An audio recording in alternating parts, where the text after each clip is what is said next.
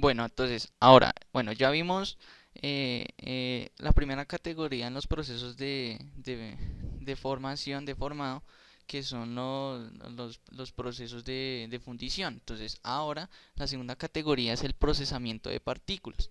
¿En qué consiste este proceso? Entonces, en este proceso los materiales iniciales son polvos, polvos de metales o polvos cerámicos.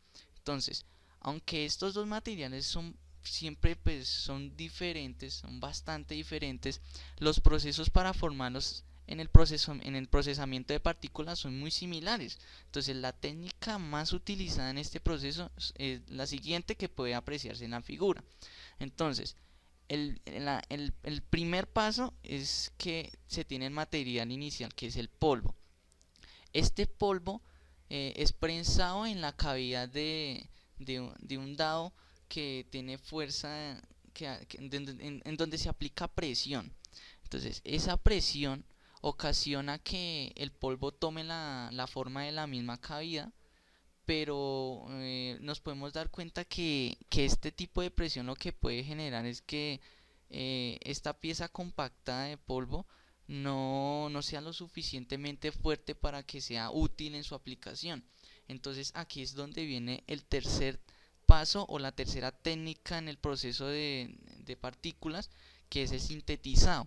El sintetizado es una técnica mediante el cual la parte compactada de polvo se calienta a una temperatura por debajo de su punto de fusión, perdón, en la cual lo que hace es que se generen que las partículas individuales se unan y por lo tanto pues ya sea una pieza mucho más compacta y sea mucho más fuerte para que pueda usarse y pueda tenerse aplicaciones con este tipo de material. Bueno, entonces ahora vamos a ver la tercera categoría, que son los procesos de deformación. Entonces, en los procesos de deformación, el material inicial se forma por la aplicación de fuerzas que exceden la resistencia del mismo material a la deformación. Entonces, para que el material pueda formarse de esta manera, por medio de la aplicación de fuerzas, debe ser lo suficientemente dúctil. Para recordar, la ductilidad es una propiedad que presentan algunos materiales, especialmente las aleaciones metálicas. Es una propiedad en la cual, bajo la acción de una fuerza, estos materiales pueden deformarse de manera que no se rompan, permitiendo obtener alambres o hilos de dicho material. Entonces es algo para tener en cuenta. Entonces esta propiedad es sumamente importante porque porque entonces bajo la aplicación de fuerzas el material se rompería y entonces ya tendría que hacerse otro proceso. Entonces, a fin de aumentar la ductilidad del mismo material, este material frecuentemente se calienta con anterioridad antes de aplicarle las fuerzas a una temperatura por debajo de su punto de fusión. Estos procesos de deformación se asocian estrechamente con el trabajo de metales e inclusive las operaciones como el forjado, que podemos ver en la siguiente diapositiva. El forjado, la misma extrusión o el laminado, que por medio de los rodillos se le va dando forma al material por medio de una presión.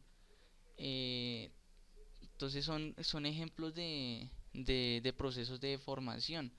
También está el doblado. Entonces, esos son algunos de los ejemplos por los cuales podríamos entender cómo es un proceso de formación en base a la propiedad de la ductilidad de los materiales, especialmente de las aleaciones metálicas. Bueno, entonces aquí vamos a hablar de la última categoría en los procesos de formado, que son los procesos de remoción de material o que comúnmente conocemos como los procesos de desprendimiento por arranque de viruta. Entonces, estos procesos se caracterizan porque quitan el exceso de material de la pieza de trabajo inicial para que la forma resultante adquiera la forma, la geometría que nosotros necesitamos. Los procesos más importantes en la remoción de material son los que nosotros conocemos como el torneado, el taladrado y el fresado. También se puede encontrar el esmerilado que es un proceso común de esta categoría en el cual se usa una rueda abrasiva de esmeril para quitar el material excedente. Entonces vamos a continuación a hablar de, de los tres principales procesos de arranque viruta. Entonces el primero es el torneado. El torneado es un proceso de maquinado en el cual una herramienta de punta sencilla remueve material de la superficie de una pieza de trabajo cilíndrica en rotación. Entonces ya esta es lo que conocemos como el torno, y la herramienta que tiene una punta sencilla es la que llamamos buril. Entonces vamos a ver en la siguiente diapositiva el torno. Entonces las principales partes del torno podemos ver el cabezal, el carro transversal, el contrapunto, el carro principal. Entonces entonces podemos identificar cada una de estas partes del torno. El torno, para entender mejor el sistema, es una máquina la cual suministra la potencia para realizar el proceso de torneado a una velocidad de rotación, pues ya depende de las especificaciones y las normas para el avance de la herramienta y la profundidad de corte que nosotros necesitamos. Eh, ¿Qué podemos más decir? Eh, el torneado como había dicho, es una operación con arranque viruta que permite la elaboración de piezas de revolución. Entonces en el torno podemos realizar operaciones tales como el cilindrado. El cilindrado permite la obtención de una geometría cilíndrica de revolución. Puede aplicarse de manera externa como de manera interna. Otra de las operaciones del torno es el refrentado, que es permitir la obtención de superficies planas que sean perpendiculares al eje de rotación del torno. Otra de las acciones que podemos realizar en el torno es el roscado. Entonces el roscado ya lo que permite es obtener roscas, tornillos en el caso del roscado exterior y tuercas en el roscado interior. También está el ranurado, que permite la obtención de cajas o ranuras de revolución. También podemos ver el tronzado, el cual permite cortar o tronzar la pieza perpendicularmente al eje de rotación de la pieza respecto al torno.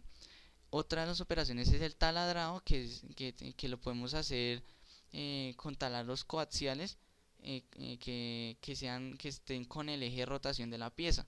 Y otra de las operaciones es el moleteado, que es permitir un marcado de la superficie cilíndrica de la pieza a fin de facilitar la rotación manual de la misma. Entonces eso ya depende del tipo de marcado que le querramos hacer a la superficie del material.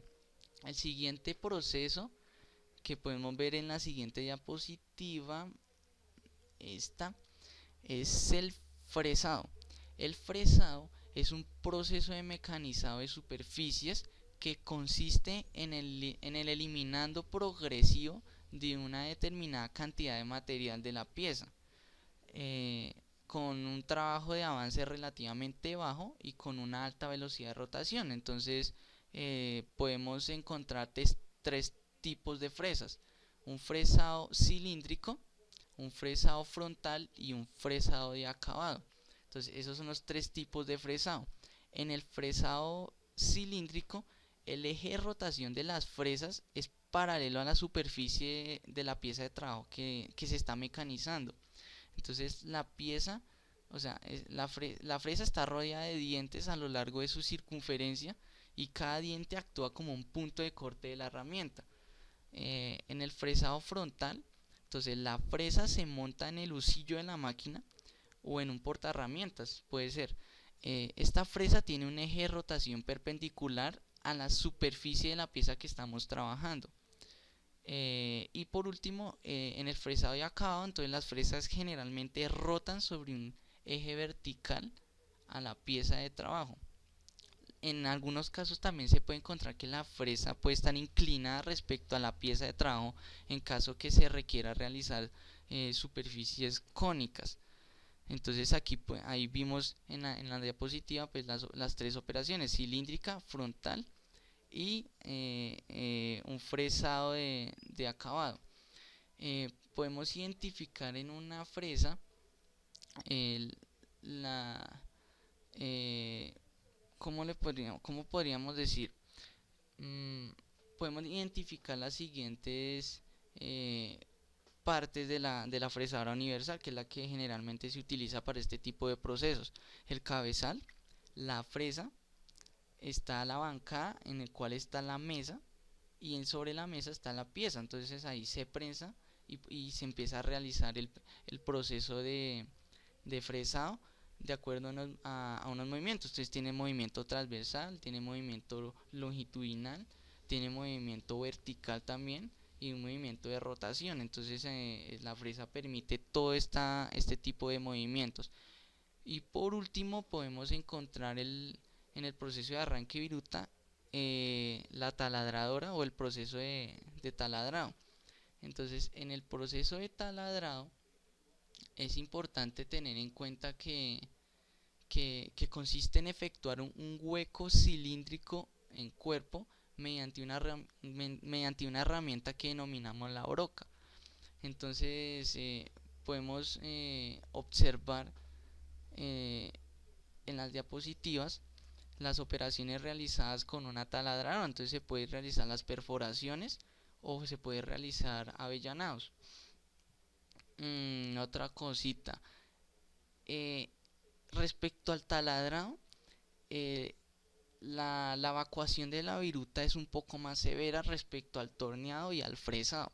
Entonces, en la formación de la viruta, en el taladrado, incide tanto el material de la pieza, la geometría de la herramienta, la velocidad de corte a la cual estemos trabajando, el avance y la elección del fluido de corte. Entonces, una modificación de las velocidades de corte y el avance nos permite variar el tipo de viruta de cara a su evacuación. ¿Listo? Entonces, pues principalmente esos son los tres procesos de arranque viruta eh, que podemos observar.